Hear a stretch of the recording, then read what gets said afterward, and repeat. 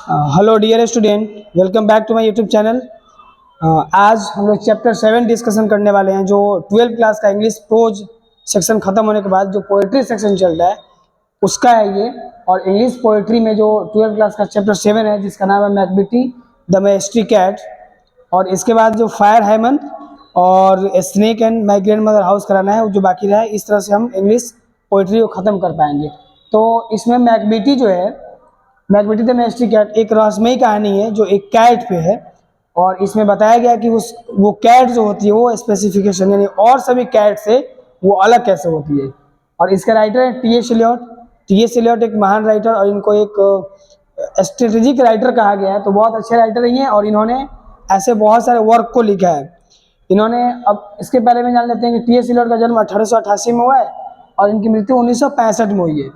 और मैकबेटी the मैस्ट्री cat में इन्होंने मेंशन किया है मैकबेटी को, जो एक कैट है और इसको एक खुफिया बिल्ली के तौर पे इसमें देखा गया है। जो ये पोएम है, जो इनका लिरिक्स है, जो इनका गाना है, इसमें बताया गया है कि कैसे ये मैस्ट्री कैट है। यानी कि मैस्ट्री का मतलब होता है रहस्यमयी, यानी कि एक जो बिल्ली है मैकबेटी जिसका नाम है वो एक किस तरह से और सभी बिल्लियों से अलग है, कैसे रहस्यमयी बिल्ली है, इसके बारे में इन्होंने पोएम कहा है।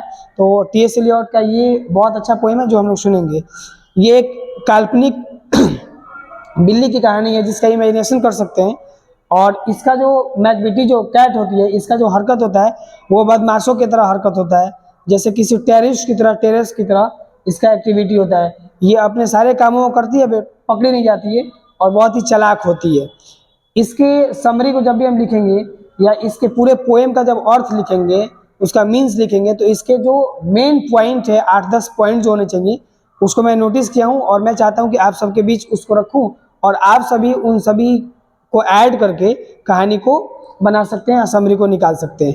तो इसमें इसकी कुछ खास बातें ये हैं कि जैसे कुख्यात अपराधी कोई होता है या फिर जासूस होता है या कोई एक चालबाज होता है, उस तरह से ये अपनी एक्टिविटी को करती है मैकबेटी।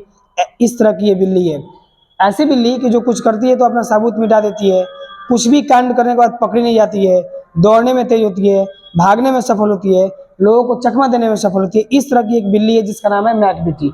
और इसलिए इसको रहस्यमयी कहा गया क्योंकि बिल्लियों में इस तरह की हरकत तो नहीं होती, और होती भी है तो और सही बिल्लियों से अलग हरकत ली हुई है मैकबेटी, इसलिए। अच्छा, उसके बाद इसमें राइटर ने यह भी कहा है कि कानून की अवहेलना करती है ये, यानी कि किसी भी लॉ को, रूल को नहीं मानती है, सभी लॉ रूल को तोड़ देती है। और कोई भी ये अपराध करती है, कोई भी कार्य करती है तो उसको ऐसे तरीके से करती है कि ताकि ये नहीं पकड़ी, यानी कि अपना सबूत तक भी मिटा देती है। ये एक इसमें पॉइंट बना सकते हैं। दूसरी पॉइंट कर सकते हैं कि ये एक डेंजरस, जैसे टेररिस्ट होते हैं, कुख्यात अपराधी, उस तरह का इसका चरित्र चित्रण कर सकते हैं, सेंटेंस में लिख सकते हैं। उसके बाद कह सकते हैं कि इसको एक बार मास्टरमाइंड भी कहा गया है कि ये बिल्ली तो है लेकिन एक मास्टरमाइंड की तरह ये फील करा रही है और एक कोई भी काम जो कर रही है उसमें इसने अपने एक्टिविटीज़ को दिखाया है कि मैं बहुत ही जादुई या रहस्यमयी हूँ। तो इसलिए इसको मास्टरमाइंड भी कहा गया है। यहाँ तक कि एक बार स्कॉटलैंड यार्ड की पुलिस भी इसको पकड़ने के लिए आई थी, जिसमें वो असमर्थ हो गई और नहीं पकड़ पाई, जहाँ मैकबेटी सफल हो गई थी और भाग चुकी थी। तो इस तरह से मास्टरमाइंड भी कहा जा सकता है।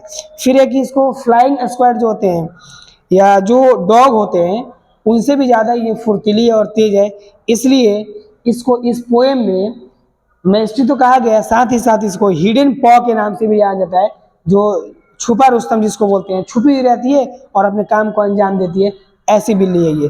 फिर इसके साथ साथ जो डॉग्स होते हैं तो डॉग से ज़्यादा ये कैपेसिटी लेके रनिंग का, सूंघने का, दौड़ने का, चालाकी का सब इसके अंदर रहा होता है। मानवीय नियम जो होता है, जो इंसानों ने जिस नियम को बनाया कि कोई सामान यहाँ पे रखना है, इसको कोई जानवर टच नहीं कर पाए, वहाँ तक इसकी पहुँच होती है। जितने लंबे हाथ कानून के नहीं होते हैं उससे ज़्यादा लंबे हाथ इसके होते हैं। और ये सूंघ के या घरों की एक्टिविटी से और लोगों के बनाए हुए जगह और सामान से ये पता लगा सकती थी कि कौन चीज़ कहाँ रखा है और उस पर ये तब अटैक करती थी। इस तरह से इसको कह सकते हैं कि मानवीय नियम के साथ साथ प्रकृति के जो नियम है, गॉड गिफ्टेड है, जो नेचुरल जो है, भगवान द्वारा जो बनाया गया नियम है, उन सबको भी ये तोड़ देती थी। उसके बाद बिना किसी सहारे ये हवा में भी तैर सकती थी। ऐसा हम कह सकते हैं कि फ्लाइंग कैट थी ये। और जैसे किसी टाइगर का या किसी एनिमल का जब हम छलांग लगाना या जंप लगाना देखते हैं, उस तरह से इसके अंदर एक्टिविटी था और ये बहुत ज़्यादा हवा में भी उड़ सकती थी। फिर बहुत सारे ऐसे राइटर ने चीज़ों को मेंशन किया है। इसमें एक चीज़ है मेंशन फ़कीर का भी, सैंड का, साधुओं का, जो कुछ रहस्यमयी चीज़ों को जानकारी में रखे और उसके बारे में बताए।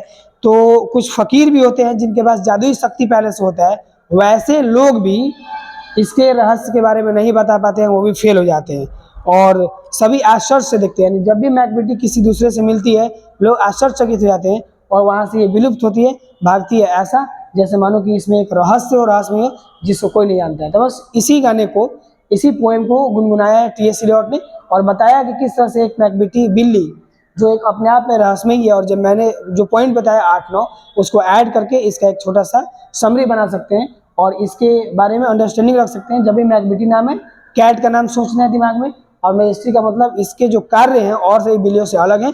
इस तरह का ये कहानी, इस तरह का ये कविता है। तो अभी के चैप्टर 7 में इतना ही।